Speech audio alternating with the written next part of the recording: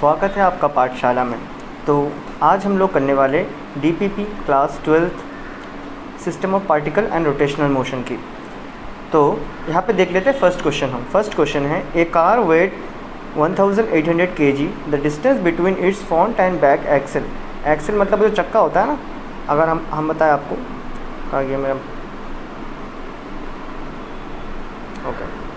तो एक्सेल क्या होता है अपना, अगर आप मान लें कि ये आपका फर्स्ट कार का व्हील है और ये आपका सेकंड कार का व्हील है, तो इसके बीच के डिस्टेंस को हम एक्सेल कहते हैं। थोड़ा बड़ा करके बना लेंगे इसको। तो ऐसा कुछ मान लेते हैं कि दो कार के एक्सेल के बीच में कितना डिस्टेंस है, 1.8 मीटर का डिस्टेंस है। चलो अब देखते हैं, it's centre of gravity is 1.05 metre behind the front axle. तो फ्रंट एक्सेल से अगर हम लोग जाएँ कितना 1.05, तो हमें क्या मिल जाएगा, इसका सेंटर ऑफ ग्रेविटी कुछ यहाँ मिल गया, समझो center of gravity. Determine the force exerted by the level ground on each front wheel and each back wheel. तो आपको निकालना है कि टोटल जो रिएक्शन फोर्स है, रिजल्टेंट रिएक्शन फोर्स है, वो फ्रंट व्हील और बैक व्हील में कितना लग रहा है। तो इस क्वेश्चन को करने के लिए हम काम में लेंगे न्यूटन का जो थर्ड लॉ है उसका, और रोटेशनल मोशन के इक्विलिब्रियम का। ठीक है, तो शुरू करते फिर। ठीक है, तो फर्स्ट अगर आप देखो तो गाड़ी का टोटल वेट कितना है, 1800। तो इसमें अगर हम कहें तो रिएक्शन फोर्स, अगर एक बॉडी होता जिसका वेट सपोज अगर 10 kg होता, तो अगर 10 kg होता तो ये नीचे जितना फोर्स लगाता दैट इज़ mg, बराबर ना। नीचे जितना फोर्स लगाता सेम रिएक्शन फोर्स भी कहाँ लगता, ऊपर में लगता। इसे क्या कहते थे, रिएक्शन फोर्स हम, बराबर, न्यूटन का थर्ड लॉ, बराबर। अब देखो, अब इस केस में कर लेंगे। तो यहाँ पे अगर मैं बोलूँ तो मान लेते हैं कि ये आपका फर्स्ट जो फ्रंट व्हील है उसका रिएक्शन फोर्स है, और ये वाला मान लेते हैं जो बैक व्हील है उसका रिएक्शन फोर्स है। तो हम कह सकते हैं कहीं ना कहीं फ्रंट व्हील और जो आपका बैक व्हील का रिएक्शन फोर्स है वो किसके बराबर होगा, mg के बराबर होगा। यहाँ पे अगर मैं बोलूँ मास कितना है 1800, और ग्रेविटी को कितना ले लेंगे 9.8। तो अगर कैलकुलेट करते हैं तो कितना आ रहा है हमारे पास, देख लेते हैं फ़ोन में कैलकुलेट करके।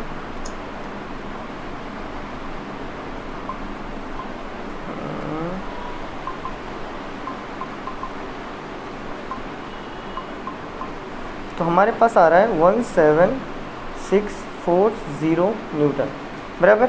अब जाते हैं, अब देखो, अब जो दूसरा मैंने जो कॉन्सेप्ट लगाने बोला था वो क्या था, रोटेशनल मोशन का। चलो अब रोटेशनल मोशन की कॉन्सेप्ट लगाते हैं। तो अगर इस सेंटर ऑफ ग्रेविटी है, इसने बोला है ना कि सेंटर ऑफ ग्रेविटी यहाँ पे, तो सेंटर ऑफ ग्रेविटी के अक्रॉस अगर मैं क्या निकाल लूँ, टॉर्क निकाल लूँ, बराबर। क्योंकि ये बॉडी में दिख रहा है ना, दोनों फोर्स अपवर्ड लग रहा है, तो ऑब्वियसली गाड़ी रोटेट होगा, नहीं होगा। तो अगर सेंटर ऑफ मास यहाँ पे है तो इसके अक्रॉस जो टॉर्क आएगा और इसके अक्रॉस जो टॉर्क आएगा वो इक्वल टॉर्क होगा। तो निकाल लेते हैं फटाफट उस टॉर्क को। तो नाउ क्या लेना है आपको, रोटेशनल इक्विलिब्रियम, मतलब बॉडी अभी रोटेट नहीं हो रहा है। तो अगर वो वाला कॉन्सेप्ट हम यूज़ करें तो क्या हम लिख सकते हैं, यहाँ का जो फोर्स है RF और यहाँ का जो परपेंडिकुलर डिस्टेंस कितना है, यहाँ परपेंडिकुलर डिस्टेंस 1.05 किसके बराबर होगा, जो बैक व्हील होगा और उसके बीच का डिस्टेंस। तो उसके बीच का डिस्टेंस कितना है, अगर टोटल 1.8 है तो अगर हम उससे माइनस कर देंगे इस 1.05 को तो मुझे मिल जाएगा, बराबर। तो आप देखते हैं आगे, रिमेनिंग सोल्यूशन यहाँ कर रहे हैं। तो RF इंटू 1.05 किसके बराबर होगा, बैक व्हील के साथ मल्टीप्लाई कितने करना है, यहाँ माइनस कर लेंगे 1.8 और 1.05 को, तो हमारे पास आ जाएगा 75, बराबर। तो कहीं ना कहीं, अच्छा 0.75 आ रहा है, ओके। तो अगर मैं यहाँ से डेसिमल हटाऊँ तो RF 105/100 लिख सकते हैं। सिमिलरली यहाँ से अगर डेसिमल हटा दूँ तो RB 75/100, तो यहाँ 100 कड़ी है, तो कहीं ना कहीं हम लिख सकते हैं RF किसके बराबर है, सो 75/105 RB, बराबर। अब मैं क्या करने वाला हूँ, अब मैं जो इस RB का वैल्यू है ना, अब मैं क्या करूँगा, जस्ट इस RF के वैल्यू को इस इक्वेशन में पुटअप करने वाला हूँ। ठीक है, तो नेक्स्ट पेज में चलते हैं फिर। और कितना था मेरे पास, RF की जगह में लिखना है 75/105 RB, 75/105 RB 105 R B plus R B equal to 17640 plus R B equal to 17640। चलो ये हमने इक्वेशन लिख लिया। अब देखो, अब यहाँ पे आपको एलसीएम लेना है, तो एलसीएम लेने वाला काम तो बहुत ही ईजी है, वो कर लेना फटाफट अपने हिसाब से। So 105 R B upon 105 equal to 17640। अब फटाफट इसे सॉल्व आउट कर लेते हैं। तो प्लस कर लेंगे 75 प्लस 105 कितना आ रहा है 18, कितना आ रहा है अपना 180 अपॉन 105 और ये रहा आर बी इजिकल टू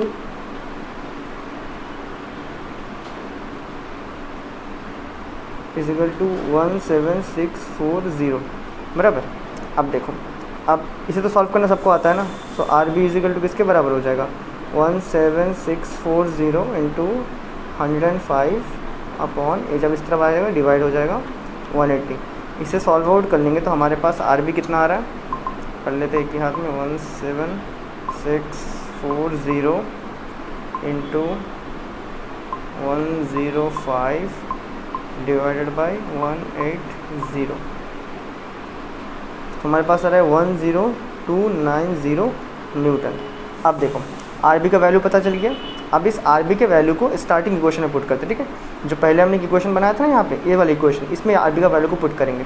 तो दोबारा इस इक्वेशन को लिख लेंगे R F plus R B, ठीक है, दोबारा लिख लेंगे यहाँ पे।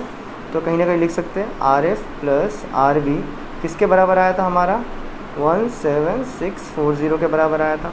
तो यहाँ पे मुझे आर बी का वैल्यू पता चल चुका है, तो यहाँ पे अगर मैं डायरेक्ट पुट करूँ तो 17640 माइनस आर बी लिख सकते हैं, और उसके बाद अगर मैं यहाँ पुटअप कर लूँ 17640 माइनस आर बी कितना आ चुका है मेरे पास 10290, सब्ट्रैक्शन कर लेते हैं, माइनस 17640, तो आ रहा है 7350 न्यूटन। तो अब देखो, जो अगर हम बात कर ले तो जो बैक व्हील आया था, बैक व्हील में इतना फोर्स लग रहा है और फ्रंट व्हील में कितना लग रहा है, इतना 7350। अब देखो, अब अगर तुम्हें निकालना है कि ईच व्हील, क्या बोला था आपको, ईच व्हील में निकालना है, मतलब एक एक व्हील में कितना फोर्स लग रहा है। तो अभी अगर देखो आपके फ्रंट में कितने व्हील होते हैं, 2 व्हील होते हैं ना गाड़ी में, पहले 2 व्हील और पीछे भी, बैक में भी कितने 2 व्हील होता है, और इसके बीच में ऐसा एक्सेल होता है बराबर। तो अगर मुझे निकालना है, so force on each front wheel कितना हो जाएगा। सो फ्रंट व्हील में टोटल कितना लग रहा है 7350। अगर इसको 2 से डिवाइड कर देंगे तो पता चल जाएगा, क्योंकि दो व्हील है सामने, तो डिवाइड कर लेते हैं फटाफट, डिवाइडेड बाई 2, 3675 न्यूटन बराबर। सिमिलरली अगर हम निकाल लें force on back wheel, each back wheel, ठीक है, मतलब ईच बैक व्हील में फोर्स निकालेंगे तो कितना आ जाएगा, टोटल जो फोर्स फ्रंट व्हील में लग रहा था कितना 10290 था, इसको 2 से डिवाइड कर देंगे, आ जाएगा हमारे पास। फटाफट डिवाइड कर लेते इसको भी, 10290 डिवाइडेड बाई 2, तो यहाँ लग रहा है 5145 न्यूटन बराबर। तो ये था इस क्वेश्चन का सल्यूशन। चलो अब नेक्स्ट वाला देखते हैं। अब नेक्स्ट जो क्वेश्चन है वो आपसे कह रहा है torque of equal magnitude are applied to a hollow cylinder and a solid sphere. तो याद रखो यहाँ पे क्या बोला है, हॉलो सिलेंडर, मतलब सिलेंडर क्या है आपका खाली है बराबर, और ए सॉलिड स्पेयर, तो स्पेयर क्या है आपका सॉलिड है, मतलब पूरा पैक्ड है, समझ रहे हो ना, बॉल के अंदर कुछ सामान है। ओके अब देखते हैं, both of them having same mass and radius. Okay, तो इनका जो रेडियस है वो क्या है, सेम है, इसका जितना रेडियस है इसका भी उतना ही रेडियस है। Are free to rotate about it axis passing through the center. Okay, तो अपने एक्सिस में रोटेट करने वाले हैं वो, चलो करने दीजिए उन्हें रोटेट अपने एक्सिस में। बराबर। Which of the two will acquire greater angular speed after a given time. Okay, very good, अच्छा क्वेश्चन पूछा है। हाँ, टॉर्क ऑफ इक्वल मैग्नीट्यूड, तो मतलब इसका जो टॉर्क रहेगा सेम इसका भी उतना ही टॉर्क लगेगा, बराबर। इतना तो हमें बोल के दिया है। अब देखो, इस क्वेश्चन को करने के लिए जो सबसे इंपॉर्टेंट काम है वो आपको मोमेंट ऑफ इनर्शिया याद होना। तो अगर मैं लिखूँ एक हॉलो सिलेंडर का मोमेंट ऑफ इनर्शिया होता है, उसके मतलब जो एक्सिस होता है जो सिलेंडर से पास होता है, तो उसका मोमेंट ऑफ इनर्शिया होता है 2/5 और mr²। तो इनर्शिया मोमेंट ऑफ इनर्शिया तो रहेगा। और एक जो सॉलिड स्फीयर होता है उसका मोमेंट ऑफ इनर्शिया होता है mr²। तो दोनों का अलग अलग इनर्शिया लिख लेते। चलो, अब क्या बोला है हमें, अब बोला है इनका टॉर्क सेम है। तो टॉर्क, अगर मैं बोलूँ टॉर्क क्या है, फोर्स का ही दूसरा नाम है किसमें, रोटेशनल मोशन में। अगर फोर्स क्या होता है, मास इनटू एक्सेलरेशन, तो उससे आपका टॉर्क क्या हो जाएगा, रोटेशनल मोशन में मास को इनर्शिया कह देंगे और एक्सेलरेशन को अल्फा बोल लेंगे, बराबर। इतना दम कर सकते हैं। चलो, तो फिर वही यूज़ कर लेते हैं। तो अगर मैं इसका अगर मैं टॉर्क निकालूँ, हाँ, इसका अगर मैं टॉर्क निकालूँ तो क्या हो जाएगा, इनर्शिया कितना आया इसका इनर्शिया आया अपना 2/5 mr², और साथ ही साथ में अल्फ़ा मान लेते इसका अल्फ़ा 1 है, बराबर। सिमिलरली इसका निकाल लेंगे, इसका कितना आ जाएगा सेकेंड वाले का mr² और साथ में अल्फ़ा 2। अब हमें कहीं ना कहीं उन्होंने बोला है कि दोनों का जो टॉर्क है वो क्या है, इक्वल है। तो कहीं ना कहीं उन्होंने हमें बोल दिया है कि यहाँ पे जो टॉर्क लेना है हमें, जो वो टॉर्क दोनों का इक्वल है। तो अगर यहाँ तक बातें क्लियर है तो हम यहाँ पे इक्वल डाल देते हैं एक दूसरे को। सो 2/5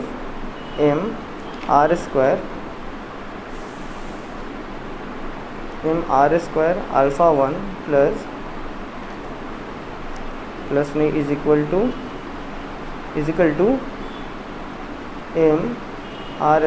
अल्फ़ा 2, बराबर। ये दोनों तो कट गए यहाँ पे।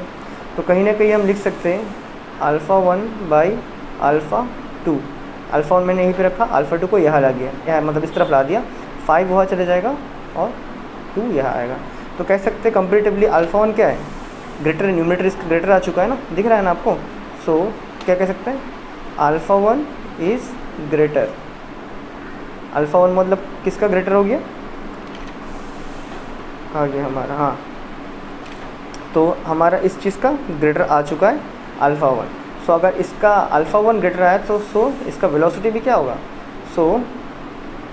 जो इसका एंगुलर स्पीड भी क्या होगा, ज़्यादा होगा। अगर एक्सीलरेशन ज़्यादा है तो एंगुलर स्पीड भी ऑब्वियसली ज़्यादा होता है। So angular speed is also greater, किसके लिए, फॉर सिलेंडर। और अगर आपको जानना है कि मतलब इस कौन से इक्वेशन से आता है, तो ये वाला एक इक्वेशन था ना हमारे पास, v² - u² = 2as, वो तो नहीं यूज़ करेंगे। v = u + at। अगर हम लोग सिंपल स्ट्रेट लाइन वाला मोशन को देखें, u + at आया था हमारे पास इक्वेशन। सेम अगर यही इक्वेशन को हम किस में लिखते हैं, रोटेशनल मोशन में लिखे, तो वेलोसिटी को ओमेगा लिख देंगे, मतलब इस फाइनल वेलोसिटी, और इनिशियल वेलोसिटी को ओमेगा नॉट, जो मान लेते दोनों के पास नहीं था, और कहीं ना कहीं एक्सेलरेशन अल्फ़ा और टाइम मल्टीपल। तो यहाँ से हम देख के बता सकते हैं जिसका एक्सेलरेशन ज़्यादा होगा, एंगुलर एक्सेलरेशन, कहीं ना कहीं उसका जो वेलोसिटी होगा, एंगुलर वेलोसिटी, वो भी ग्रेटर होगा। चलो आगे वाला क्वेश्चन देखते हैं अभी। अब बोला है a solid cylinder of mass 20 kg rotates about its axis with the angular speed of इतना, the radius of the, what is the kinetic energy associated with the rotation, what is the magnitude of angular momentum.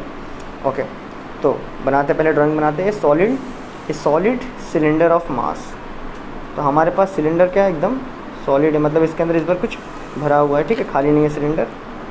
अब क्या कर रहा है, इसका मास कितना दिया है हमारे पास, इसका मास दिया है जगह 20 kg इसका मास है, विथ एंगुलर स्पीड, मतलब ओमेगा कितना दिया है यहाँ पे 100 radian per second. The radius of the cylinder, radius है अपना 0.25। What is the kinetic energy. तो अगर मैं बात करूँ तो काइनेटिक एनर्जी का फॉर्मूला हमने क्या पढ़ा था स्टार्टिंग में, ½ mv², बराबर। अगर रोटेशनल मोशन में तो काइनेटिक एनर्जी का फॉर्मूला क्या बन जाएगा, ½ यहाँ पे हम मास को क्या कह देंगे, इनर्शिया, और वेलोसिटी को बोल देंगे ओमेगा। चलो लिख दिया हमने फॉर्मूला। तो फिर इसी से निकाल लेते हैं फटाफट। तो इसमें से काइनेटिक एनर्जी कितना आ जाएगा हमारा हाफ ऑफ, ओके, तो पहले इसका इनर्शिया पता कर लेते हैं। चलो इनर्शिया, तो क्या बोला है यहाँ पे, सॉलिड सिलेंडर बोला है ना, और कहीं ना कहीं कुछ देर पहले हम लोगों ने सॉलिड सिलेंडर का एक क्वेश्चन किया भी था। तो सॉलिड सिलेंडर का जो सॉलिड सिलेंडर का एक्सिस में कहा गया अपना rotates about it axis with angular speed of 100, तो इसका इनर्शिया कितना बन जाएगा अपना, हाफ मास आर स्क्वायर। चलो ओ सॉरी इनर्शिया नहीं, ये समेट लेते हैं, ये क्या है, इनर्शिया का वैल्यू है, ठीक है, half of M R square, तो वैल्यू पुटअप कर लेंगे, हाफ मास कितना है 20, रेडियस कितना है 0.25, एक और पर 0.25, तो करेंगे तो कितना आ जाएगा, ये आ गया 10 बराबर। और इसको अगर कंप्लीट हम मल्टीप्लाई कर लेंगे तो हमारे पास आ जाएगा 0.62 kg मीटर स्क्वायर। इनर्शिया है ना, मास एम के लिए kg, आर के लिए मीटर स्क्वायर हो गया बराबर। इनर्शिया हमने निकाल लिया, तो अब हमें निकाल लेना है काइनेटिक एनर्जी। तो काइनेटिक एनर्जी का फॉर्मूला सेम रखेंगे, हाफ आई ओमेगा स्क्वायर, जो थोड़ा देर पहले हमने यहाँ पे निकाला था बराबर। तो यहाँ पे लिख देंगे हाफ, इनर्शिया आ चुका है हमारा 0.62, और ओमेगा कितना दे के रखे वो 100, 100 एक और 100, तो मल्टीप्लाई कर लेंगे करके इसका सोल्यूशन हम आपके पास जो निकलेगा वो आएगा 3100 जूल। अभी एनर्जी है तो ऑब्वियसली जूल में नाप लेंगे बराबर। अब हमें नेक्स्ट जो पूछा है वो पूछा है what is the magnitude of angular momentum. तो अगर मैं लीनियर मोमेंटम का बात करूँ तो लीनियर मोमेंटम क्या था, mass into velocity. Similarly angular momentum क्या हो जाएगा, एल, जिससे लिखेंगे एल से मास की जगह इनर्शिया, वेलोसिटी की जगह ओमेगा बराबर। तो निकाल लेते हैं इसका एंगुलर मोमेंटम, तो आई ओमेगा लिख देंगे।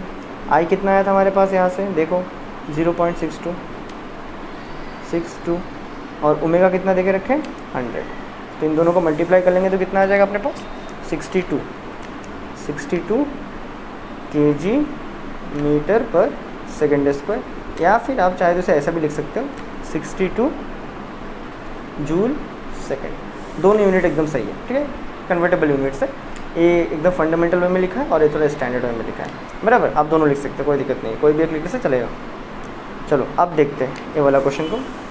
अब एक क्वेश्चन हमसे क्या पूछ रहा है, a rope of negligible mass is wounded round a hollow cylinder of mass 3 kg। Okay, तो एक सिलेंडर है, ये वाला क्या है, हॉलो सिलेंडर है, इसके अंदर मास नहीं है, ठीक है। इसके अराउंड में एक रोप रखा गया है, रोप मतलब समझते हो ना, रस्सी। तो इसके अराउंड में रस्सी बांध के रखे हैं, गोल गोल रस्सी, मतलब पूरा बांध के रखे हैं, ठीक है। सो इस रस्सी का मास नहीं है, नेग्लिजिबल मास मानना है हमको। और इसका जो सिलेंडर का जो मास है, मास कितना है 3 kg का मास है इसका, और रेडियस कितना है 40 सेंटीमीटर। तो याद रखना यहाँ पे 40 सेंटीमीटर दिया है, लेकिन आपको मीटर में चाहिए तो कन्वर्ट कर लोगे तो 40/100 metre. What is the angular acceleration of the cylinder if the rope is pulled with the force of 30 newton. तो अगर इस रोप को, ये जो आपका रस्सी है ना, इस रस्सी को अगर हम कितने फोर्स से खींच लें, 30 न्यूटन के फोर्स से खींचें, तो इसका एंगुलर एक्सीलरेशन कितना आएगा। इस ये जो अपना सिलेंडर है, इसका एंगुलर एक्सीलरेशन कितना आएगा वो हमें पता करके बताना है, ठीक है। अब सुनो, अब पहले तो हमें पता कर लेना है कि मोमेंट ऑफ इनर्शिया कितना है हॉलो सिलेंडर का। तो याद रखना यहाँ पे हॉलो सिलेंडर बोला है, तो बच्चे यहीं पे कंफ्यूज होते हैं। आप एक बार आपका चार्ट निकाल के देख लेना कि सबका इनर्शिया क्या था, ठीक है। तो अगर मैं लिखूँ हॉलो सिलेंडर का मोमेंट ऑफ इनर्शिया, तो ये था आपका mr² बराबर। तो इसका इनर्शिया कितना था mr²। तो पहले यहाँ पे निकाल लेते हैं,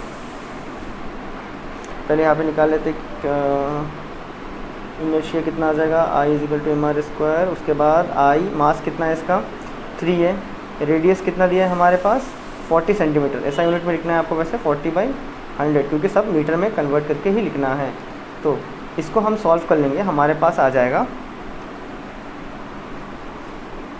12/25 kg मीटर स्क्वायर बराबर। उसके बाद हमें पता करना है टॉर्क, कितना टॉर्क अप्लाई हो रहा है इसके ऊपर। डन, तो टॉर्क निकाल लेते हैं। टॉर्क क्या होता है हमारा, फोर्स इनटू परपेंडिकुलर डिस्टेंस, है कि नहीं। टॉर्क क्या हो जाता है, फोर्स इनटू परपेंडिकुलर डिस्टेंस। और यहाँ पे अगर आप देखो, तो अगर आप सिलेंडर को देखो, ठीक है, थोड़ा अपर व्यू देखते हैं, तो ये सिलेंडर का क्या है रेडियस, और ऐसे अगर हम रस्सी को खींच रहे हैं 30 न्यूटन से, तो ये आपका फोर्स आ गया ना, और परपेंडिकुलर डिस्टेंस क्या आ जाएगा, उसका जो रेडियस है। सो इसका टॉर्क हम कितना लिख देंगे, फोर्स, जो कि फोर्स इंटू परपेंडिकुलर डिस्टेंस, बराबर ना। कहानी बताया था परपेंडिकुलर डिस्टेंस ही क्यों लेना है। तो फोर्स कितना लग रहा है यहाँ पे हमारे पास, 30 न्यूटन का फोर्स लग रहा है, 30 न्यूटन, और परपेंडिकुलर डिस्टेंस कितना हो जाएगा 40/100, जो कि उसका रेडियस है। और इसको हम सॉल्व कर लेंगे, A0 कट गया, तो कुल मिला के 12 न्यूटन मीटर का टॉर्क हमें लग रहा है इसमें, बराबर। अब देखो, अब हमें ढूंढने बोला था क्या, फोर्स इतना, what is the linear acceleration. तो लीनियर एक्सेलरेशन पूछा है, आपको ए निकालने बोला है, ठीक है।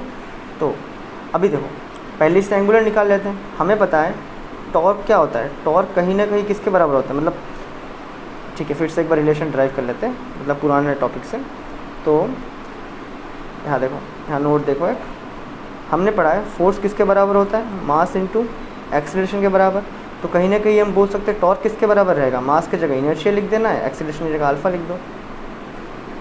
इतना बातें क्लियर है। उसके बाद देखो, उसके बाद तो यही से यूज़ करते हैं। तो कहीं हम लिख सकते हैं torque is equal to inertia into acceleration. इसका मतलब टॉर्क कितना है हमारे पास 12 आया, इनर्शिया कितना निकाला था हमने 12/25। यहाँ पे दिख रहा है ना आपको, यहाँ हमने इनर्शिया निकाला था ना 12/25, और ये लिख दिया हमने अल्फ़ा। तो यहाँ से इसको सॉल्व कर लेंगे। तो अल्फ़ा कितना आ जाएगा, अच्छा 8 कट गया, तो कुल मिला के सीधा 25 रेडियन पर सेकेंड का स्क्वायर, बराबर। अगेन फिर से एक नोट में देखो, नोट में हमने स्टार्टिंग चैप्टर में पढ़ा था v equal to omega R होता है ना। तो कहीं ना कहीं हम लिख सकते हैं जो अपना एक्सीलरेशन होगा, तो उसी में हम लोग क्या लिख सकते हैं, अल्फ़ा आर। आया बात समझ में। अगर v equal to omega R है, दिख रहा है ना, v इजिकल टू ओमेगा लिखते हैं, तो अल्फ़ा को भी लिख सकते हैं अल्फ़ा आर। चलो इसी को भी यूज़ कर लेंगे यहाँ पे। तो हम लिख सकते हैं एक्सीलरेशन कितने बराबर रहेगा, अल्फ़ा आर के बराबर रहेगा। सो अल्फ़ा यहाँ पे कितना है हमारे पास 25, रेडियस कितना है चुका है इसका 40/100। तो 25 4 ज़ा और 4 10 ज़ा। तो एक्सीलरेशन कितना है इसका, लीनियर एक्सीलरेशन 10 मीटर पर सेकेंड स्क्वायर, बराबर। चलो अब नेक्स्ट क्वेश्चन चेकआउट कर लेते हैं। Okay, to maintain a rotor at a uniform angular speed of इतना, engine need to transmit a torque of इतना, what is the power required by the engine. ठीक, उसके बाद तो नोट लिखा है, कोई दिक्कत नहीं है। अब देखो पावर, तो पहले पावर का फॉर्मूला इस चैप्टर का मैं नहीं पता है, तो हम कैसे पता कर लेंगे। पावर क्या था हमारा, work done by time. Work क्या था हमारा, force into displacement upon time. यहाँ पे डिस्प्लेसमेंट तो कहीं नहीं दिया है ना। Again power is equal to 4 displacement by velocity. ये चीज़ डिस्प्लेसमेंट बाय वेलोसिटी क्या होता है, डिस्प्लेसमेंट बाय टाइम क्या हो जाता है आपका, वेलोसिटी हो जाता है, बराबर। तो एक इसका ए पावर लिखा है किसमें, लीनियर मोशन में, समझ रहे हो ना। ये जो पावर लिखा है मैंने किस में लिखा है, लीनियर मोशन में। यही पावर अगर मुझे एंगुलर में लिखना है, मतलब रोटेशनल में लिखना है, तो फोर्स यहाँ पे क्या होता है आपका टॉर्क, वेलोसिटी क्या होता है ओमेगा। डन। तो अगर यही से हम कंक्लूड कर लें, तो अगर आपने क्वेश्चन को देखा होगा तो उसने बोला है एंगुलर स्पीड कितना है, एंगुलर स्पीड मतलब ओमेगा दिया है, कितना देके रखा है 200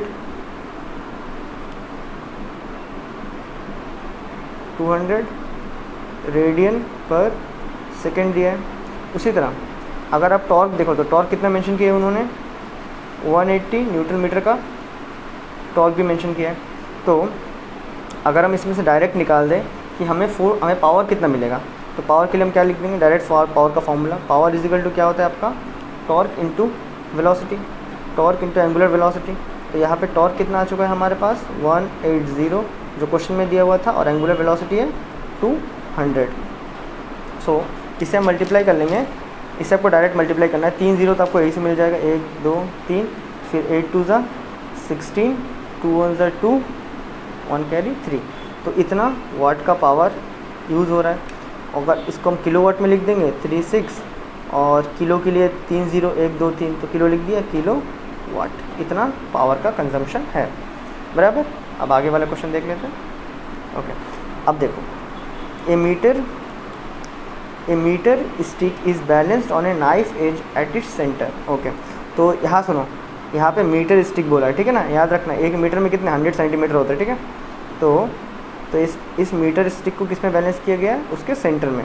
तो मीटर स्टिक में कितना होता है टोटल 100 सेंटीमीटर होता है, बराबर। अगर हमने उसको कहाँ बैलेंस किया, उसके सेंटर में, तो ऑब्वियसली ये वाला डिस्टेंस कितना रहेगा आपका 50 रहेगा, और अनदर वाला भी आपका 50 रहेगा, बराबर। When 2 coins of each of mass 5 gram are put one on top of the other at 12 centimetre mark. Okay, अब सुनो, आप ध्यान दो। इस क्वेश्चन में फिगर बनाना थोड़ा मुश्किल रह जाता है, बाकी सब सेम एकदम, बाकी सब उतना टफ नहीं है, ठीक है। सेम मैंने मीटर स्केल बनाया। अब उसने बोला अगर आप कितना 12 सेंटीमीटर बाद में अगर आप क्या कर लो, 2 कॉइन डाल लो, 2 कॉइन, एक का मास कितना है 5 ग्राम 5 ग्राम, तो कुल मिला के टोटल मास कितने हो गए 5 + 5 मतलब 10 ग्राम के टोटल कॉइन हो गए, ठीक है। कितना है 12 मीटर में लिखा। Then the stick is found to be balanced at 45 centimetre. तो हमने क्या देखा, ये जो स्टिक है वो कितने में बैलेंस हो रहा है, अभी जाके 45 सेंटीमीटर में बैलेंस्ड हो रहा है, बराबर। 45 सेंटीमीटर में बैलेंस्ड हो रहा है। तो अब बोला है what is the mass of the metre stick. तो इस मीटर स्टिक का मास क्या है। अब देखो हमें यहाँ पे क्या कॉन्सेप्ट लगाना है, सेंटर ऑफ मास का। तो हमने पढ़ा था सेंटर ऑफ मास क्या होता है, इसके एकदम सेंटर ऑफ मास जहाँ पे होता है वहाँ पे कंप्लीट बॉडी का मास कोइंसाइड होता है। तो अगर हम इस ऊपर वाले फिगर को यूज़ में लें तो हम देख सकते हैं कि 50 सेंटीमीटर में क्या हो रहा है, इसका centre of mass complete balanced हो रहा है 50 सेंटीमीटर में। चलो यहाँ पे तो centre of mass complete balanced हो रहा है, बराबर।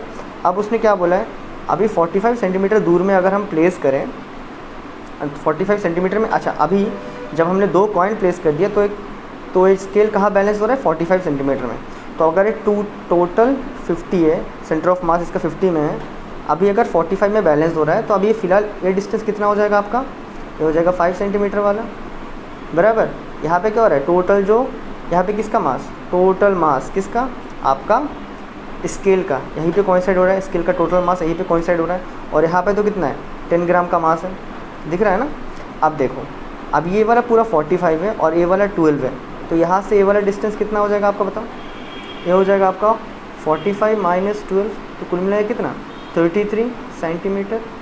अब लगाओ, अब जब ये बैलेंस हो चुका है, तो इसमें आपका रोटेशनल टॉर्क कितना है, रोटेशनल टॉर्क क्या हो जाएगा, रोटेशनल टॉर्क यहाँ पे क्या है इक्वल है, मतलब सेंटर ऑफ मास का रोटेशनल टॉर्क और ये जो मास का रोटेशनल टॉर्क है ये इक्वल है, इसीलिए तो क्या है फिलहाल बैलेंस्ड है। ओके, अगर हम रोटेशनल टॉर्क निकालें तो टॉर्क क्या हो जाता है फोर्स इंटू परपेंडिकुलर डिस्टेंस। तो अगर आप देखो तो इस वाले में फोर्स कितना लग रहा है, इसमें कॉइन में फोर्स कितना लग रहा है mg के बराबर कहीं ना कहीं। इसका मास है 10 ग्राम, तो लिख देते फटाफट। इस बार हम लोग यहाँ से, ठीक है, ये जो बैलेंस पॉइंट है यहाँ से ले लें रेफरेंस, तो mg लिख देते पहले, तो mg इससे वैल्यू लिख देते, चलो डायरेक्ट वैल्यू लिख देंगे, ठीक है, समझ जाना। तो m कितना है इसका, 2 कॉइन है, एक का 5, तो टोटल 10, तो मास हो गया 10 ग्राम में लिखा है, कोई दिक्कत नहीं, उस मीटर स्केल का भी ग्राम में ही आएगा, ठीक है।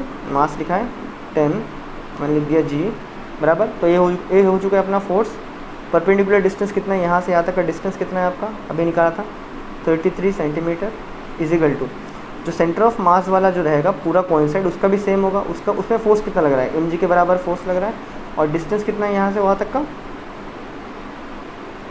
डिस्टेंस कितना है 5 सेंटीमीटर, दिख रहा है ना 5 सेंटीमीटर डिस्टेंस है। तो अब काटा पेटी शुरू कर देते हैं। तो पहले कौन कट जाएगा, एजी कट गया, बराबर।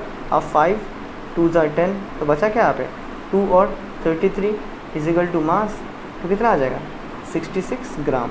तो मीटर स्केल का कितना मतलब वेट था, वेट नहीं मास था 66 ग्राम, बराबर। वेट तो भाई फोर्स होता है ना, इसका मास कितना था 66 ग्राम था।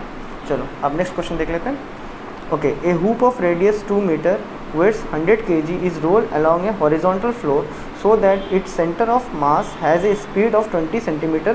How much work has to be done to stop it? Okay, तो हुप क्या होता है, हुप एक गोल टाइप का एक चक्का माफिक होता है, ठीक है, इसे हुप कहते हैं, बराबर।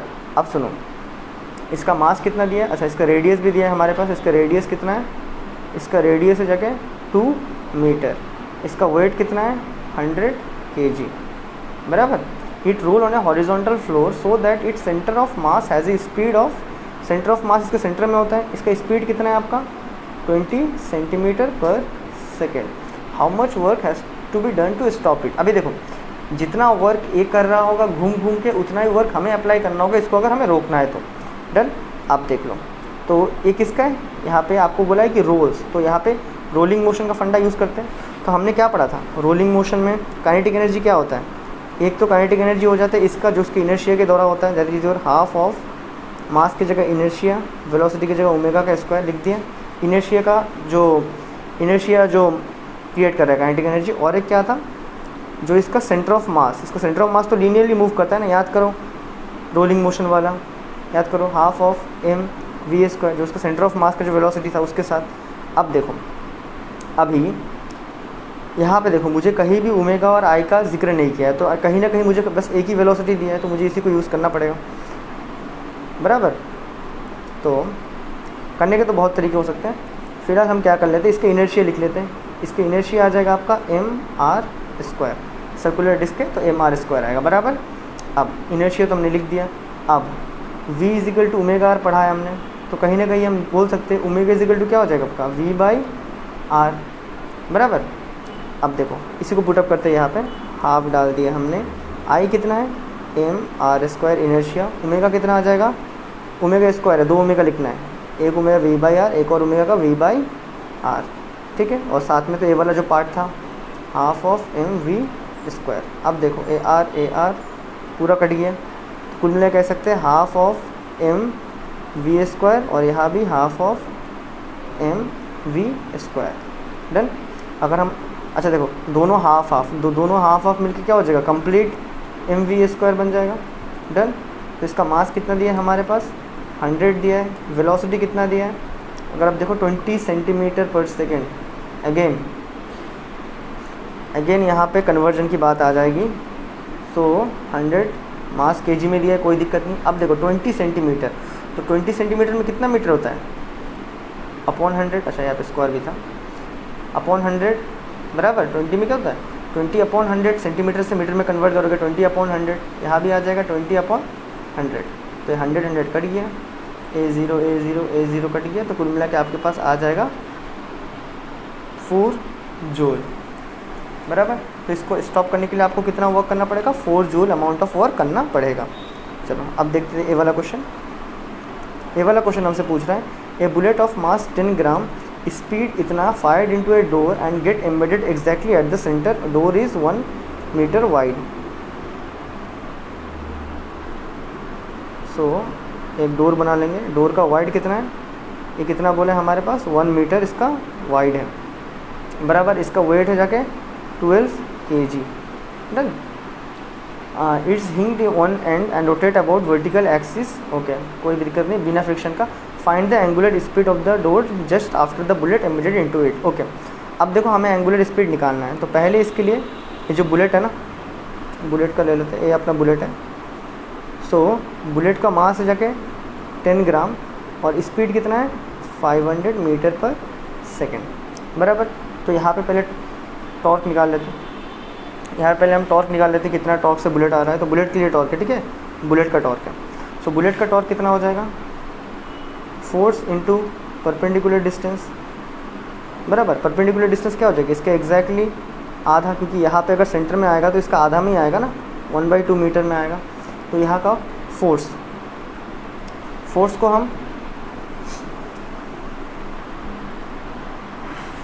तो इसमें से फोर्स निकालना, एक्सीलरेशन नहीं है तो इसे यूज़ नहीं करेंगे, फोर्स यूज़ नहीं कर रहे हैं हम, यहाँ पे एक्सीलरेशन नहीं दिया है, हम यूज़ कर लेते हैं फिर मोमेंटम का कॉन्सेप्ट, ठीक है ना। तो अगर मैं बोलूँ कि कितना एंगुलर मोमेंटम क्रिएट कर रहा है अपना ये डोर, अपना ये बुलेट कितना एंगुलर मोमेंटम क्रिएट करेगा, L इजिकल टू क्या हो जाएगा आपका PR, लिख दिया, मतलब R क्रॉस P होता है, मैं डायरेक्ट फॉर्मूला लिख रहा हूँ। सो यहाँ पे मोमेंटम MV/R लिख देते चलो। सो अब इस बुलेट का मास कितना है 10 ग्राम है, तो कितना kg में रहेगा, 10/100,000 तो हो जाएगा आपका kg, तो मास हो गया 10/1000। वेलोसिटी कितना है इसका 500 मीटर पर सेकेंड, ऐसा यूनिट में है, कोई दिक्कत नहीं है, 500 मीटर पर सेकेंड। और रेडियस कितना हो जाएगा 1/2। तो कुल मिला के हम इसको निकाल लेंगे, तो हमारे पास कितना आ रहा है यहाँ से 2 2 4, तो 4 2 8.5 बराबर। kg मीटर पर सेकेंड स्क्वायर। ये हमने निकाल लिया किसका, बुलेट का वजह से क्या एंगुलर मोमेंटम क्रिएट होगा। अभी angular momentum due to door निकाल लेते हैं, बराबर। तो डोर के लिए हमें भाई ये तो नहीं पता, इसका मास पता है, वेलोसिटी पता है, आर नहीं पता है। चलो तो इसके लिए एंगुलर मोमेंटम को हम यूज़ कर लेते हैं डायरेक्टली, जो कि हमारा होता है, जैसे देखो P equal to mass into velocity था ना। सेम अगर डोर के केस में यूज़ करेंगे तो यहाँ पे क्या यूज़ कर लेंगे, इनर्शिया, और वेलोसिटी की जगह में ओमेगा, और यही कहीं ना कहीं हमें ओमेगा ही निकालने बोला है उन्होंने, बराबर। अभी डोर का इनर्शिया हमें दिया है mL²/3, बराबर, इंटू ओमेगा। सो इस पॉइंट में जब ये बुलेट इसके साथ स्ट्राइक होगा तो कह सकते हैं जितना इसका एंगुलर मोमेंटम रहेगा, same amount of angular momentum किसको ट्रांसफ़र किया होगा, इस डोर को। तो इन दोनों को इक्वेट कर लेते हैं क्या, ये जो MVR है, मतलब ड्यू टू बुलेट किसके बराबर है, momentum, angular momentum due to door. तो जब इक्वेट कर लेंगे तो बुलेट का एंगुलर मोमेंटम कितना है, यहाँ पे निकाल के आया था 2.5, तो किसके बराबर रहेगा, इसका mL²/3 ओमेगा, बराबर। सॉल्व कर लेना फटाफट। 2.5, मास कितना दिया है इसका, डोर का मास है 12 kg, लेंथ कितना है डोर का 1 है, तो 1²/3 ओमेगा। तो यहाँ से हम अगर हम ओमेगा सॉल्व करते हैं तो हमारे पास ओमेगा आ जाएगा 0.625 रेडियन पर सेकेंड। डन। नेक्स्ट क्वेश्चन देख लेते हैं। Explain why friction is necessary to make the disc roll in the direction of indicated. अच्छा, ये क्वेश्चन परफेक्ट नहीं आया है, यहाँ पे डायरेक्शन इंडिकेटेड दिया है, तो यहाँ पे एक डायग्राम रहेगा, ठीक है, वो छोड़ते फिर। What is the force of friction after perfect rolling. हाँ, परफेक्ट रोलिंग बिगिंस, याद रखना, जब परफेक्ट रोलिंग शुरू होता है ना, जब परफेक्ट रोलिंग शुरू होता है तब आपका जो फ्रिक्शन होता है वो ज़ीरो हो जाता है, ठीक है। एनी हाउ प्रैक्टिकली पॉसिबल नहीं है, लेकिन कहानी यही है, जब परफेक्ट रोलिंग होता है तो उसका फ्रिक्शन ज़ीरो हो जाता है। अब आगे बढ़ते हैं। Okay, moment of inertia of 3 kg rotating with angular velocity इतना has the same kinetic energy as a mass of 12 kg moving with velocity of. Okay, तो एक बॉडी है जिसका मोमेंट ऑफ इनर्शिया इतना, मतलब काइनेटिक एनर्जी एक body का जो मूव कर रहा है किसके बराबर है, एक और बॉडी का जो वेलोसिटी से चल रहा है, ठीक है, लीनियर वेलोसिटी से। तो आपको निकालने बोला है। तो काइनेटिक एनर्जी कोई भी एक बॉडी का क्या हो जाएगा, अगर रोटेशन में है तो I ω², और अगर लीनियरली कोई बॉडी मूव कर रहा है तो कितना आ जाएगा अपने पास, हाफ ऑफ mv²। ये हाफ तो ऐसे ही कट गया। इनर्शिया कितना दिया है आपके पास 3, ओमेगा कितना दिया है 2 × 2 स्क्वायर भी है ना, और इसका मास कितना दिया है 12 दिया है, और वेलोसिटी हमें निकालने बोला है। तो 3 × 2 = 6, 6 × 2 = 12, तो कुल मिला के पूरा कट गया। तो वेलोसिटी कितना आ रहा है 1, मतलब स्क्वायर 1 आ रहा है, तो वेलोसिटी भी कितना आएगा, ±1 मीटर पर सेकेंड आएगा। और हाँ, ये पता है प्लस और माइनस डायरेक्शन बताता है, यहाँ डायरेक्शन पूछा नहीं है, और मैग्नीट्यूड 1 है। चलो ये हो गया, डन। नेक्स्ट वाला देखते हैं। ए particle performing uniform circular motion has a angular momentum L। Okay, एक बॉडी है जिसका एंगुलर मोमेंटम L है, and angular frequency is doubled and kinetic energy is half. तो इसका जो एक, ठीक है, एक नया बॉडी है जिसका एंगुलर मोमेंट फ्रीक्वेंसी क्या कर दी गया, डबल कर दी गया प्रीवियस वाले का, और काइनेटिक एनर्जी जो इस नया बॉडी का है वो क्या कर दिया गया, आपको हाफ कर दिया गया प्रीवियस वाले का। डन। तो अब देखते हैं क्या किया जा सकता है। ओके, अभी एंगुलर मोमेंटम को अब क्या लिख सकते हो, ये क्या होता है आपका I ओमेगा ना, मोमेंटम क्या था, मोमेंटम क्या था, मास इंटू वेलोसिटी। रोटेशनल मोशन में मास को इनर्शिया लिख दो, वेलोसिटी को ओमेगा लिख दो, बस खत्म, यही से तो कन्वर्ट किया है। चलो अब इस इक्वेशन को यूज़ करते हैं, ठीक है, इस इक्वेशन को यूज़ करके आगे बढ़ते हैं। तो अभी जो नया वाले का काइनेटिक एनर्जी आया है किसके बराबर आया है, हाफ ऑफ पुराने वाले का काइनेटिक एनर्जी। तो पुराने वाले का I ω²। डन। नया वाले का भी लिख लेते, चलो इसको भी क्या लिख सकते हैं हम लोग, नया वाले का इस साइड का हाफ, इनर्शिया तो सेम रहेगा ओमेगा डैश का square equal to half I omega का स्क्वायर। डन। हाफ कट गया, यहाँ पे ये हाफ कट गया। ये जो I ओमेगा है इसको मैं I ओमेगा डैश एक बार और सेपरेटली ओमेगा एक और बार लिख सकता हूँ, बराबर, और इसको भी मैं I ओमेगा एक बार और एक बार यहाँ सेपरेटली ओमेगा लिख सकता हूँ। अब देखना ज़रा, अभी जो I ओमेगा डैश है ये नया एंगुलर मोमेंटम है, बराबर, और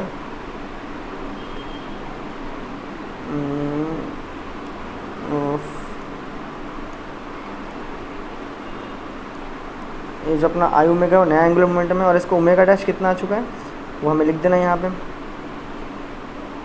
ओमेगा डैश आ चुका है हमारे पास, कितना है, अगर इसमें से यूज़ करते तो क्या है, ट्वाइस द ओमेगा है, बराबर। और ये क्या था, आई ओमेगा, मतलब प्रीवियस वाले का जो एल था उसका, और यहाँ का ओमेगा लिख दिया हमने, तो हमने काटा, तो एल डैश कितना आ चुका है अपने पास, ट्वाइस एल, अच्छा सॉरी ट्वाइस कैसे आ जाएगा, सो ए एल और यहाँ से 2 गया नीचे, बराबर। तो अपने पास ऑप्शन आ जाएगा L/2। अब आगे मूव करते हैं, ऐसे छोड़ते, अच्छा moment of inertia depends on distribution of mass, पहले ही बताया था, इस पर डिपेंड करता है, मास के ऊपर भी डिपेंड करता है, पोजीशन ऑफ द एक्सिस, कहाँ से आप उसको घुमा रहे हो, मतलब कुल मिला के आपका सही आंसर क्या हो जाएगा, इस तीनों चीज़ों के ऊपर डिपेंड करता है। एक बार नोट्स पढ़ लेना, ठीक है। अब if a body is rotating about an axis passing through its centre of mass then angular momentum is directed along, तो मैंने आपको बताया था यहाँ पे 2 ही डायरेक्शन है, क्लॉकवाइज और एक एंटी क्लॉकवाइज, और वो भी आप कहाँ से घुमाते हो, एक्सिस से। पहले पढ़ा ना, छाता का एक्सिस याद है ना, करवाया था ना, ये छाता है, अगर आप कुछ छाते को घुमाना है तो कहाँ घुमाओगे, छाते को कि छाते के डंडी को, छाते के डंडी को घुमाएंगे हम, ठीक है। तो इसका एंगुलर मोमेंटम का डायरेक्शन भी क्या हो जाएगा, एक्सिस ऑफ रोटेशन की तरफ। आगे बढ़ेंगे, a solid cylinder of mass 20 kg has a length of 1 metre radius then the moment of inertia about its geometrical axis. Okay, तो अगेन वही क्वेश्चन पूछा है आपसे, इस क्वेश्चन को आपको सॉल्व करने के लिए पहले क्या बताना चाहिए आपको कि इसका मोमेंट ऑफ इनर्शिया कितना होता है, बराबर, कि एक सॉलिड जो सिलेंडर होता है उसका मोमेंट ऑफ इनर्शिया कितना होता है। तो ये वाला क्वेश्चन मैंने पहले भी करवाया है, तो इसको रेफरेंस देके कर लो। ये देख लेते हैं, a solid sphere is rotating in free space if the radius of the sphere is increased keeping the mass same which one of the following will not affect. Okay, तो याद रखना कभी भी आप कुछ भी चेंज कर रहे हो तो उसका एंगुलर मोमेंटम क्या होता है, वो चेंज नहीं होता है, ठीक है ना। आप रेडियस छोटा बड़ा करोगे तो हो सकता है जब छोटा था ज़्यादा जल्दी घूम रहा था, जब बड़ा हो गया तो धीरे धीरे घूम रहा है, लेकिन उसका एंगुलर जो मोमेंटम होता है हमेशा कंजर्व्ड होता है। आया बात समझ में, एंगुलर मोमेंटम भी कंजर्व्ड होता है, आया बात समझ में। चलो अब आगे देखते हैं, ए particle moves on a circular path with decreasing speed, choose the statement. Okay, angular momentum remain constant, acceleration is towards the center, particle moves on a spiral path, the direction of angular momentum remain constant। Okay, ये सही है। देखो angular momentum तो constant नहीं रहेगा ना, जब छोटा चीज़ रहेगा, जब कोई चीज़ को कॉम्पैक्ट कर लोगे तो इसका एंगुलर मोमेंटम ज़्यादा हो जाएगा, जब बड़ा कर लोगे कम, मतलब स्पीड वगैरह कम हो जाएगा। लेकिन एक चीज़ याद रखना, जो एंगुलर मोमेंटम का डायरेक्शन होता है ना, हमेशा कहाँ होता है, इनवर्ट की तरफ, उसके सेंटर की तरफ होता है ना। तो याद रखना इसका डायरेक्शन चेंज नहीं होता है, लेकिन इसका जो वैल्यू है हर बार चेंज होता है, क्योंकि मोमेंटम, एंगुलर मोमेंटम अगर आपने देखा होगा किसके बराबर है, आई आर के बराबर है ना, क्योंकि अगर पी इजिकल टू क्या होता है, एम वी हो जाता है, तो एंगुलर मोमेंटम क्या हो जाएगा, आई ओमेगा हो जाएगा, सॉरी आई ओमेगा। तो कहीं ना कहीं देख सकते हैं हम, जो एंगुलर मोमेंटम होता है किसके ऊपर डिपेंड करता है, ओमेगा के ऊपर डिपेंड करता है, और ओमेगा कहीं ना कहीं किसके ऊपर डिपेंड करता है, अगर आप देखो ओमेगा क्या होता है, इस V equal to omega R होता है ना, और ये क्या हो जाएगा, ओमेगा इजिकल टू क्या लिख सकते हैं हम लोग, वी अपॉन आर। देख सकते हैं ना, अगर आपका रेडियस कम होगा तो एंगुलर मोमेंटम बढ़ जाएगा, डन ना। तो एंगुलर मोमेंटम रेडियस के साथ कम ज़्यादा होगा, लेकिन इसका डायरेक्शन कहाँ रहेगा, हमेशा सेंटर की तरफ, मतलब उसके एक्सिस की तरफ रहेगा। अब a dancer on ice spins faster when she folds her arms, मतलब ओके, तो एक डांसर रहेगा जब वो अपने हैंड को फोल्ड कर लेता है ना, जब वो अपने हैंड को क्या कर लेता है, फोल्ड कर लेता है, तो क्या करता है वो डिस्ट्रीब्यूशन ऑफ मास को चेंज कर रहा है, तो increase in energy and increase in angular momentum.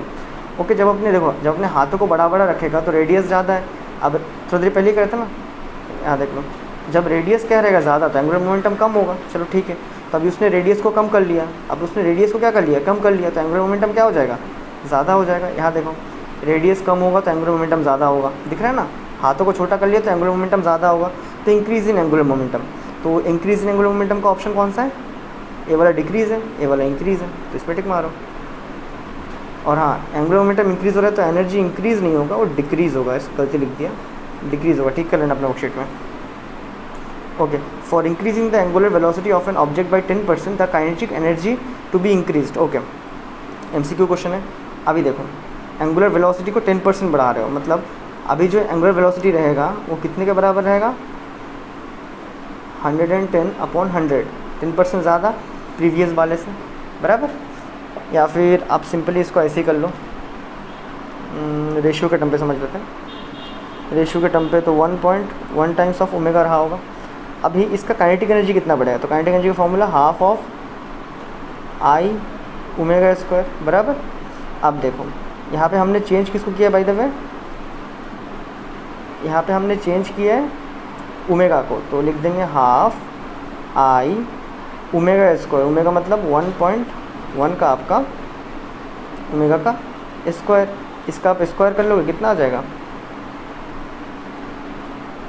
इसका स्क्वायर करोगे हाफ आई 1.1 का कितना आ जाएगा 121 ओमेगा स्क्वायर। तो लिखोगे तो हाफ आई ओमेगा स्क्वायर, साथ में क्या आ रहा है 121 आ रहा है ना, दिख रहा है। तो यहाँ पे इम्पोर्टेंट क्या है, ये जो half of I omega square है ना, ये क्या है आपके, तो आपका पुराना काइनेटिक एनर्जी है ना जो था, प्लस इसका कितना हो चुका है 121 हो चुका है। तो यहाँ पे जो 1 होता है वो 100% को बता रहा है, और जो 21 है या फिर जो आप जो पॉइंट के बाद देख रहे हो ना 0.21 आपको नया एडिशन बताता है। अगर इस रेशियो का परसेंटेज में कन्वर्ट करो कितना आ जाएगा 21/100 आया समझ में। कुल मिला के अच्छा रेशियो के टर्म पे लिखा है, ये रेशियो के टर्म पे लिखा है। अगर आप परसेंटेज में देखोगे तो डायरेक्ट आप इसको 100 से मल्टीप्लाई कर लो, डायरेक्ट इसको 100 से मल्टीप्लाई कर लो तो कितना आ जाएगा आपके पास 21%। तो कितना रहेगा option D. When A torque is acting on A system is zero which of the following should not change. तो टॉर्क हमेशा टॉर्क एक्सटर्नल होता है, मैंने पहले ही बताया था। और टॉर्क के साथ डायरेक्टली रिलेशन में कौन होता है आपका एंगुलर मोमेंटम, बराबर। लीनियर वेलोसिटी वगैरह नहीं लिख देना, एंगुलर मोमेंटम को मैंने बताया था ना। अगर आपका एंगुलर मोमेंटम कोई भी चीज़ को, सपोज़ मान लो आपका ये छाता ऐसे ही रखा हुआ है, अगर आपको इसका एंगुलर मोमेंटम को बढ़ाना है तो आपको क्या करना होगा, आपको एक्सटर्नली इसको घुमाना पड़ेगा, मतलब एक्सटर्नल टॉर्क आपको प्रोवाइड करना पड़ेगा, तभी ये घूमेगा। अब जितना ज़्यादा टॉर्क प्रोवाइड करोगे उतना जल्दी ये घूमेगा, पल्ले पर है ना। तो याद रखना हमेशा एक्सटर्नल टॉर्क ही डिसाइड करता है, बराबर, कि उसका एंगुलर मोमेंटम चेंज हुआ कि नहीं। और यहाँ पे बोला है टॉर्क क्या है, ज़ीरो है, मतलब एक्सटर्नली कोई फोर्स लग ही नहीं रहा है, तो इसका एंगुलर मोमेंटम एनी हो कंजर्व रहेगा उस केस में। अब देखो ए टॉर्क ऑफ फोर्स इतना is acting on a point R is okay. इस क्वेश्चन को थोड़ा करना सीखो। तो हमने टॉर्क पढ़ा था, एक किसके पढ़ा था आर क्रॉस एफ, बराबर। अब देखो इसको मैट्रिक्स में कैसे सॉल्व करते हैं। तो पहले आपको क्या कर लेना है, ऐसे लिख लेना है, यहाँ पे आई, यहाँ पे जे, कैप भी लिखना, ठीक है, और यहाँ के, बराबर। लिखा, लिखने के बाद आपको इनको डायरेक्टली उठाना है। तो पहले आर है तो आर को पहले उठा लो, तो 7 आ गया, 3 आ गया, और आई के साथ क्या है 1 है, डन। और एफ के जगह में उठा लो -3, खाली मैग्नीट्यूड लेना है 1, और यहाँ 5। फिर आपको सॉल्व करना है। सॉल्व करने के लिए पहले प्लस फिर माइनस, बराबर। मैं यहाँ कर रहा हूँ, ध्यान से देखना। आई लिखा, आई लिखने के बाद इन्हें काट दो, काटा, काटने के बाद क्या क्या बचा आपका 3 और 5 ना, तो 3 और 5 को आपस में मल्टीप्लाई करो, 3 5 15, फिर 1 × 1 कितना हो जाएगा -1। उसके बाद आपको यूज़ करना है माइनस, क्या यूज़ करना है आपको माइनस, लिखा माइनस, फिर इसे काटो, इसे काटने के बाद क्या बचेगा 7 और यहाँ 5, तो 7 5 सो यहाँ लिख दो जे, जे लिखने के बाद 7 5 35, माइनस माइनस ए हो गया था -3 आ जाएगा, और -3 के साथ ए वाला देखो यहाँ एक -3 आएगा ना, ये माइनस और माइनस आपस में प्लस हो जाएगा तो क्या हो जाएगा, मतलब माइनस और माइनस आपस में मल्टीप्लाई होगा तो क्या बन जाएगा प्लस बन जाएगा, ठीक है। तो मैं डायरेक्टली लिख रहा हूँ, अब ध्यान देना, ठीक है। यहाँ पे माइनस आता है, लेकिन यहाँ पे क्या है -3 है, -3 के साथ बीच वाला माइनस एक और बार इंटू हो जाएगा तो क्या आ जाएगा प्लस आ जाएगा, बराबर। उसके बाद फिर प्लस के, पहले प्लस फिर माइनस फिर प्लस, बराबर। अब देखो, अब जब प्लस करना है तो लास्ट एक इंक यूज़ कर लेते हैं, येलो वाला यूज़ कर लेते हैं। चलो अब देखो, अब आपको क्या करना है, की को काट देना है, की को आपको काट देना है। तो आपके पास क्या बच जाएगा यहाँ पे 1 × 7 दैट इज़ योर 7, बराबर। और -3 अगेन में माइनस क्या हो जाएगा आपका +3 बन जाएगा, डन। तो ये कर लिया तो आपका आंसर भी डायरेक्ट आपके सामने है। तो कितना आ जाएगा यहाँ पे 14 आई, यहाँ पे कितना हो जाएगा माइनस, कितना हो जाएगा यहाँ पे 37 और 38 जे, और यहाँ पे 10 के, डन। 1 मिनट, 3 3 9 आएगा ना यहाँ पे शायद, इसलिए ऑप्शन मैच नहीं हो रहा था। तो 9 + 7 आ जाएगा आपका 16, तो 16 के। इस तरह ऑप्शन कौन सा है 14 38, ऑप्शन ए इज़ ट्रू, बराबर। तो आज के लिए इतना ही था, ये सारा वर्कशीट कर लेना, ठीक है। Bye bye.